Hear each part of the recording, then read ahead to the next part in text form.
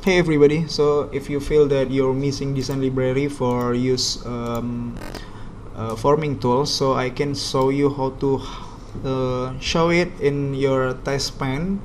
So here we go.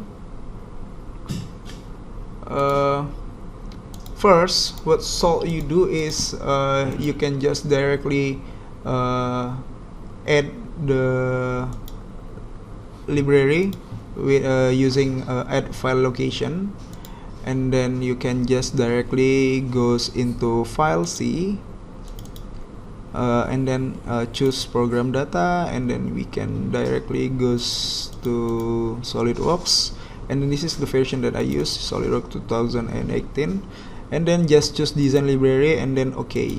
Yeah, so it will be directly show on your task pane.